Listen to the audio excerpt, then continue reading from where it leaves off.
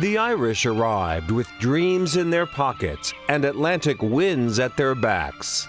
Throughout this show, you'll hear the stories of immigrants. I came to the United States in 1962. I'm here ever since. In the early days, many of the Irish came seeking refuge from an unforgiving hunger that gripped their homeland. Back in the 1850s, there was a potato blight. Irish were dying, starving. The only way to escape that was to get on these ships. For those who survived the crossing, Massachusetts offered a fresh start.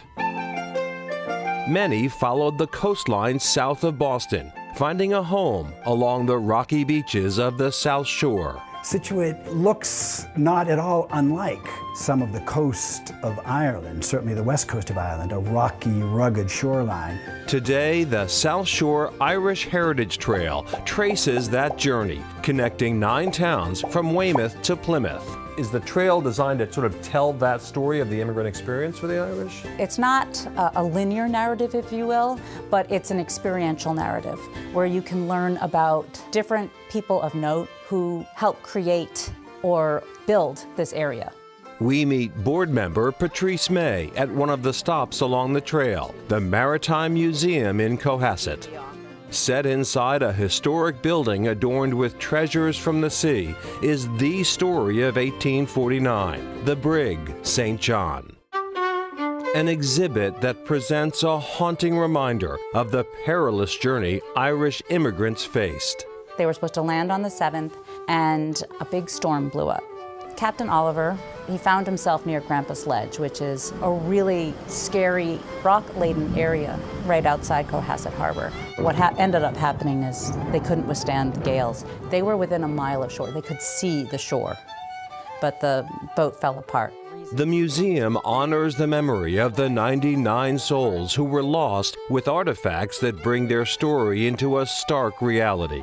This was indicative of all of their worldly possessions. They had to fit it in there. They're getting on these coffin ships, as you described them, Yes. packed in like sardines. Yeah. And this is all they get. This is all they get. This is the captain's desk owned by Martin Oliver, the captain of the St. John. And inside we have a writing surface which is felt, and inside he could keep papers. Much like the captain's desk, sadly, many bodies also washed ashore. Today, a memorial stands in their honor, a lasting tribute to hope, loss, and the Irish spirit. At the Cohasset Central Cemetery, a Celtic cross, weathered by time but strong in presence, marks the final resting place for those lost in the wreck.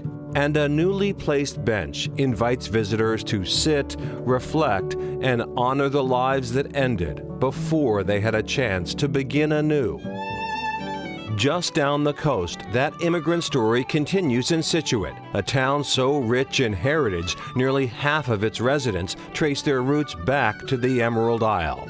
Irish men and Irish women, in the name of God and of the dead generations from which she receives her old tradition of nationhood.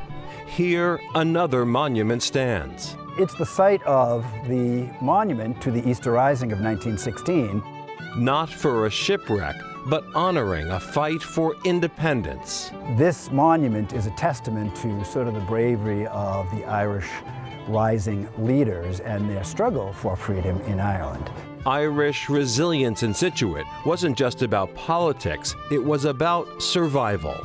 And then they would come to this country and they would face further adversity. No Irish need apply. But work was found for many in a place that looked like home, gathering sea moss to sell. It was very much the same as the moss in Ireland, and so a mossing industry arose. The Maritime and Irish Mossing Museum is another stop on the South Shore Irish Heritage Trail, a tribute in part to the town's mossers, hard-working Irish immigrants who built a livelihood harvesting sea moss from the rocky coastline. They knew that they had the makings of an industry here in Scituate that could be sold into the U.S. food industry. And as I say, it did flourish in that way for about 110 years or so. There were Irish mossers out in the water nearly every single day.